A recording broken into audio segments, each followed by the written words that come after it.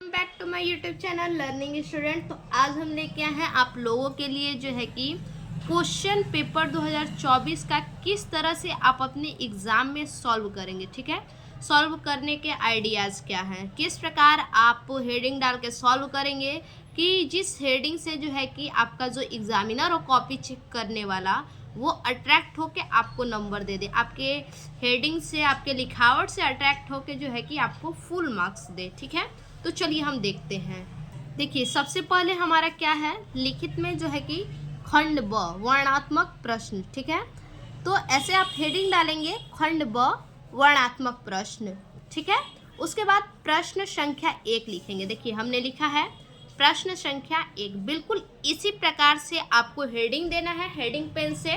ठीक, और उसके बाद आपको क्या करना है, इसमें से आपको फर्स्ट वर्ड और लास्ट वर्ड हेडिंग करना है, यानी फर्स्ट वर्ड यहाँ और लास्ट वर्ड इधर लिख के बीच में डैश देंगे, जैसे कि हम आप लोग को दिखा रहे हैं। ठीक है, इसी प्रकार से आपको अपने एग्जाम में भी सेम टू सेम करना है। उसके बाद आप क्या करेंगे, हेडिंग देंगे, इतना करने के बाद लिखेंगे उत्तर संख्या 1, उत्तर पहला सारांश हेडिंग डालेंगे, क्योंकि पहला क्वेश्चन क्या है, उपयुक्त गद्यांश का सारांश लिखिए। ठीक, तो आप भी ऐसे उत्तर पहला सारांश हेडिंग देंगे। ठीक है, और आपका जो भी सारांश इसका होगा उस सारांश को आप क्या करेंगे, लिखेंगे। ठीक, बिल्कुल इसी प्रकार से हेडिंग दे करके। हाँ, लेकिन एक चीज़ आप ध्यान में अपने ज़रूर रखिएगा कि आपको क्या करना है, टाइमिंग को देखते हुए अपने फास्ट हाथ को जो है कि फास्ट बढ़ाना है। ठीक है, फास्ट लिखना है। ठीक, उसके बाद देखिए है दूसरा है रेखांकित अंश की व्याख्या कीजिए। क्या है, रेखांकित अंश की व्याख्या कीजिए। ठीक है, तो हम क्या करेंगे, यहाँ पे हेडिंग देंगे रेखांकित अंश की व्याख्या। ठीक है, ऐसे आप लोग नहीं कीजिएगा जैसे हम किए हैं, सारांश हेडिंग देके अपना जो भी सारांश होगा आप लिखिएगा। हमने आपको समझाने के लिए ऐसे लिखा है, समझा रही हूँ मैं एक तरह से आप लोग को कि आप लोग को कैसे हेडिंग दे करके लिखना है आंसर। ठीक है, तो सारांश लिखेंगे और यहाँ पे अपना सारांश आप लिखना शुरू कीजिएगा कि प्रस्तुत गद्यांश हमारी पाठ्य पुस्तक हिंदी के फलाने फलाने से लिया गया है, ऐसे आप लिखेंगे। ठीक है, और इसके बाद दूसरा जो है कि लिखेंगे उत्तर दूसरा रेखांकित अंश की व्याख्या। जो ये रेखांकित अंश है ये आपका, उस रेखांकित अंश की आप क्या करेंगे, व्याख्या करेंगे। देखिए व्याख्या का मतलब ज़्यादा कुछ नहीं है, कुछ बच्चे डरते हैं कि व्याख्या कैसे करेंगे, तो ज़्यादा कुछ नहीं है। व्याख्या कैसे करना है आपको, जैसे ये लिखा हुआ है, किसी युवा पुरुष की संगति यदि बुरी होगी तो वह उसके पैरों में बंधी चक्की के समान होगी। ठीक है, तो इसको आप व्याख्या का मतलब सीधा समझिए कि अपने भाषा में इसे क्या कह सकते हैं आप। ठीक है, किसी युवा पुरुष लिखा है तो आप बोल देंगे किसी नौजवान पुरुष। ठीक है, किसी नौजवान पुरुष की जो संगति है यदि खराब होगी, उसकी संगति गंदी होगी। ठीक है, देखिए चीज़ तो यही मैंने भी बोला है, लेकिन वर्ड क्या है, बदल दिया है हमने। किसी युवा पुरुष की संगति यदि बुरी होगी, तो मैंने क्या बोला, यदि किसी नौजवान पुरुष की संगति क्या होगी, बहुत ज़्यादा बुरी होगी। ठीक है, यानी संगति उसकी ठीक नहीं होगी, ऐसे भी आप लिख सकते हैं। ठीक, अब इसके बाद देखिए तीसरा है हमारा सुदृढ़ बाहु का क्या अर्थ है। ठीक है, तो इसका अर्थ क्या होगा आपको लिखना होगा, उत्तर संख्या 3 डालेंगे और अपना आंसर लिखेंगे। ठीक है, अब देखिए अथवा करके इसमें दूसरा भी क्वेश्चन है। ठीक, तो आप या तो ऊपर वाली क्वेश्चन कीजिए या तो नीचे वाली। ठीक है, दोनों में से कोई एक करना है, सेम ऐसे ही हेडिंग डाल के जैसे हमने अभी आपको बताया। अब चलते हैं प्रश्न संख्या दूसरे पे। प्रश्न संख्या दूसरा क्या है, देखिए दूसरा है निम्नलिखित पद्यांश पर आधारित दिए गए 3 प्रश्नों के उत्तर दीजिए। क्या करना है, निम्नलिखित पद्यांश पर आधारित दिए गए 3 प्रश्नों के उत्तर दीजिए। ठीक है, तो इसको भी सेम हम ऐसे ही लिखेंगे। पहले लिखेंगे प्रश्न संख्या 2।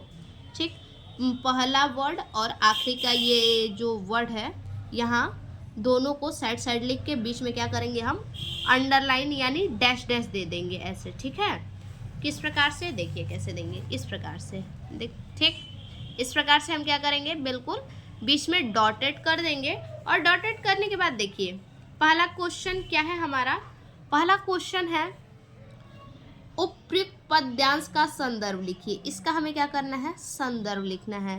तो लिखेंगे उत्तर पहला संदर्भ, ठीक है। और इसके बाद आप अपना संदर्भ लिखना शुरू करेंगे इस वाली लाइन से, ठीक है। इसके सामने वाली लाइन से नहीं, इसके नीचे वाली लाइन से लिखेंगे, गद्य में भी और पद्य में भी। तो यहाँ पे लिखेंगे प्रस्तुत पद्यांश हमारी पाठ्य पुस्तक हिंदी के फलाना पाठ से लिया गया है, ऐसे आप लिख देंगे जो भी पाठ से लिया गया हो, ठीक है। और उसके बाद देखिए दूसरा क्वेश्चन हमारा क्या है, रेखांकित अंश की व्याख्या कीजिए। हमें क्या करना है, रेखांकित अंश की बच्चा व्याख्या करना है। तो आप क्या कीजिएगा, देखिए सबसे पहले तो आप हेडिंग डाल लेंगे उत्तर, ठीक है। उत्तर हेडिंग डालेंगे और लिखेंगे रेखांकित अंश की व्याख्या, ठीक है।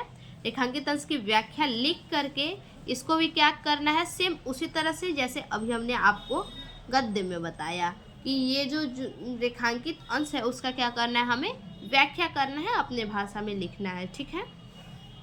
और उसके बाद तीसरा क्वेश्चन है हमारा, पद्यांश में ऐसी मनोहर मूर्ति किसके लिए प्रयुक्त है तथा इसमें कौन सा अलंकार है, ठीक है। ऐसी मोहन मूर्ति ये वर्ड जो है कि किसके लिए प्रयुक्त है, इसमें कौन सा अलंकार है। तो आपको जो है कि प्रश्न उत्तर संख्या तीसरा लिखना होगा और उसके बाद इसका आंसर आपको लिखना शुरू कर देना है, ठीक है। उत्तर तीसरा लिख करके आपको आंसर लिखना शुरू कर देना है कि ये किसके लिए प्रयुक्त है और कौन सा अलंकार है इसमें। इतना तो हमारा 2 नंबर हो गया। अब इसमें भी देखिए अथवा करके दूसरा दिया है, ठीक है। अथवा करके दूसरा दिया है तो आप दोनों में से कोई एक ही करेंगे, ठीक है। दोनों में से कोई एक ही करना है, या तो इसको कीजिए या तो ऊपर वाली जो पद्यांश है उसको कीजिए, ठीक। तो हमारा दूसरा नंबर क्वेश्चन भी हो गया। अब देखिए तीसरा नंबर हमारा क्वेश्चन क्या कह रहा है, क्वेश्चन कह रहा है कि निम्नलिखित संस्कृत गद्यावतरणों में से किसी एक अवतरण का संदर्भ सहित हिंदी में अनुवाद कीजिए, ठीक है। तो ये क्या है, गद्य से लिया गया, यहाँ लिखा है गद्यावतरण यानी गद्य से है, ठीक है। तो इसको आप कैसे लिखेंगे, इसको भी सेम वैसे ही लिखेंगे। फर्स्ट और लास्ट वर्ड जो है कि फर्स्ट और लास्ट वर्ड लिख के डॉटेड देंगे, बीच में क्या लिखना है, संदर्भ और अनुवाद। देखिए इस प्रकार से लिखेंगे। प्रश्न संख्या 3, फर्स्ट और लास्ट वर्ड हमने यहाँ पे लिख दिया है, ठीक है। वाराणस्या गृहणंती, यहाँ पे भी देखिए हमारा है वाराणस्या गृहणंती, ठीक है। फर्स्ट और लास्ट लिखा है और उसके बाद जो है कि संदर्भ हमारा है और व्याख्या, ठीक है। संदर्भ लिखेंगे प्रस्तुत गद्यांश हमारी संस्कृत दिग्दर्शिका के जिस भी पाठ से लिया गया हो उस पाठ का नाम लिखेंगे, ठीक है, कि इस पाठ से लिया गया है, ठीक। तो ये हमारा हो गया 3 नंबर क्वेश्चन। देखिए 3 नंबर क्वेश्चन में भी जो है कि आप देख सकते हैं यहाँ अथवा करके एक दूसरा जो है कि गद्यांश भी दिया है। तो आप दोनों में से कोई एक ही गद्यांश करेंगे, ठीक है।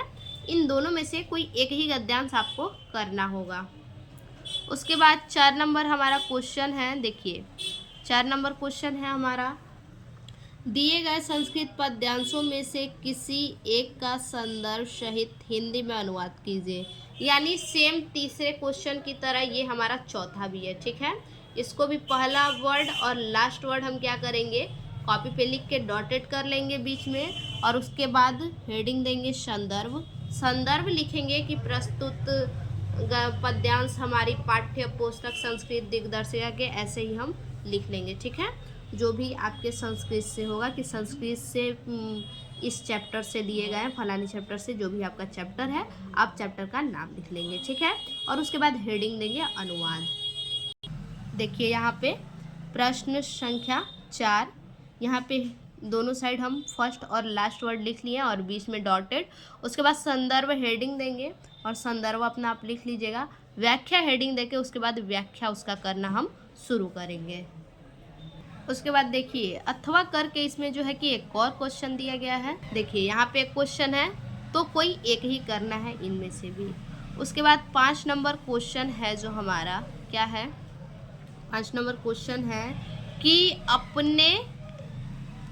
अपने पठित खंड काव्य के आधार पर दिए गए प्रश्नों में से किसी एक प्रश्न का उत्तर दीजिए। तो ये क्या होता है कि ये जिला वाइज आपका करके आता है, ठीक है। तो प्रश्न संख्या डालेंगे, उसके बाद अगर आप गाजीपुर जिले से हैं तो गाजीपुर जिले के जितने भी बच्चे हैं वो क्या लिखेंगे, मुक्तिदूत। तो मुक्तिदूत में जो है कि 2 ऑप्शन आपको मिलता है, 2 में से कोई एक करना होता है। पहला है मुक्तिदूत खंड काव्य के आधार पर उसके प्रमुख पात्र का चरित्र चित्रण कीजिए, और दूसरा है मुक्तिदूत खंड काव्य के तृतीय सर्ग का कथानक अपने शब्दों में लिखिए। ठीक, तो अगर आपको तृतीय सर्ग लिखना होगा, तृतीय सर्ग का कथानक यानी तृतीय सर्ग में क्या कहानी है, उस कहानी को आप अपने भाषा में लिखेंगे, ठीक है, अपने हिसाब से कि उस कहानी में क्या कहा गया है। और अगर आपको चरित्र चित्रण लिखना है तो आप चरित्र चित्रण लिखेंगे। तो चलिए देख लीजिए कि किस प्रकार से आप हेडिंग दे के इसको लिखेंगे। देखिए इस प्रकार से लिखेंगे। प्रश्न संख्या 5, मुक्तिदूत गांधी जी का चरित्र चित्रण। गांधी जी का चरित्र चित्रण लिखना होगा तो आप लिखेंगे गांधी जी का चरित्र चित्रण। इतना लिखने के बाद आप अपना लिखना शुरू करेंगे हेडिंग वाइज हेडिंग, ठीक है। या फिर तृतीय सर्ग लिखना होगा तो लिखेंगे तृतीय सर्ग हेडिंग देंगे, ठीक है। और इसी तरह से लिख के डबल अंडरलाइन आप करते रहिएगा। अब देखिए उसके बाद 6 नंबर क्वेश्चन है हमारा, 6 नंबर का क।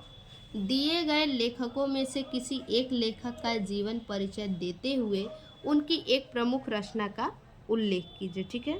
क्या करना है, जो ये लेखक 3 दिया है, तीनों में से किसी एक लेखक का जीवन परिचय लिखना है और साथ में उनकी प्रमुख रचनाएं भी लिखनी है, ठीक है। तो देखिए सबसे ज़्यादा आने वाला जो जीवन परिचय है वो है जयशंकर प्रसाद का। तो किस प्रकार से आप इनका जीवन परिचय लिखेंगे, देखिए सबसे पहले आप इस प्रकार से हेडिंग दीजिएगा। प्रश्न संख्या 6 का क, जयशंकर प्रसाद संक्षिप्त परिचय। अब एक बार आपको दिखा देते हैं कि ज़रा जीवन परिचय लिखना कैसे है। देखिए बिल्कुल इसी प्रकार से आपको जो है कि जीवन परिचय लिखना है, आप देख सकते हैं। अगर ये जीवन परिचय आपको चाहिए हमारे चैनल पे जाइए और वहाँ से आप जीवन परिचय देख लीजिए, ठीक है। उसके बाद देखिए अगला हमारा क्या है, 6 नंबर का क हो गया। अब हम देखेंगे ख नंबर। देखिए ख नंबर है हमारा, निम्नलिखित कवियों में से किसी एक कवि का जीवन परिचय देते हुए उनकी एक प्रमुख रचना का उल्लेख कीजिए, ठीक है। देखिए पहला है सूरदास, दूसरा मैथिली शरण गुप्त, तीसरा है माखनलाल चतुर्वेदी। तीनों लोगों में से किसी एक लोगों का जो है कि जीवन परिचय लिखना है, ठीक है। तो सूरदास का जो है कि सबसे इजी है, हर बार आने वाला है, ठीक। तो आप सूरदास का सेम वैसे ही हेडिंग डालिएगा, प्रश्न संख्या 6 का क, ठीक है, और लिखिएगा सूरदास। ऐसे हेडिंग देके इस प्रकार से आप अपना लिखना शुरू कीजिएगा, ठीक है। जैसे हमने जयशंकर प्रसाद का बताया उसी तरह से इनका भी। अगर इनका आपको जीवन परिचय चाहिए तो हमारे चैनल पे जाइए, वहाँ से आप ले लीजिए। और 7 नंबर क्वेश्चन है हमारा, अपनी पाठ्य पुस्तक में से कंठस्थ कोई एक श्लोक लिखिए जो इस प्रश्न पत्र में न आया हो। ऐसा श्लोक लिखना है जो कि इस प्रश्न पत्र में आपका न दिया हो, ठीक है। देखिए इस प्रकार से हेडिंग देंगे, प्रश्न संख्या 7 श्लोक, ठीक है। और अपना जो है कि आप श्लोक लिखना प्रारंभ करेंगे जो श्लोक इस प्रश्न पत्र में न आया हो। उसके बाद 8 नंबर क्वेश्चन है हमारा, निम्नलिखित में से किन्हीं 2 प्रश्नों के उत्तर संस्कृत में दीजिए। तो इनमें से किन्हीं, देखिए 4 क्वेश्चन दिया है, चारों में से किसी 2 का आपको क्या करना है, प्रश्न का उत्तर देना है, ठीक है। किस प्रकार से आप लिखेंगे, देखिए ऐसे हेडिंग दीजिएगा, प्रश्न संख्या 8, और पहला दूसरा आपको आ रहा होगा तो उत्तर पहला उत्तर दूसरा ऐसे लिखेंगे। पहला दूसरा नहीं आ रहा होगा तो जो आ रहा होगा आपको उत्तर और ब्रैकेट में संख्या लिख देंगे, जो संख्या नंबर आ रहा होगा, ठीक है। उसके बाद 9 नंबर है, निम्नलिखित में से किसी एक विषय पर निबंध लिखिए, ठीक है। क्या करना है, निबंध लिखना है। विज्ञान वरदान या अभिशाप पे, नारी सशक्तिकरण पे, स्वच्छ भारत अभियान पे, छात्र और अनुशासन पे, ठीक है। तो सबसे इजी आपका जो रहेगा, हर बार जो आने वाला है इस बार भी आपके पेपर में आएगा, श्योर है 100%, विज्ञान वरदान या अभिशाप, ठीक है।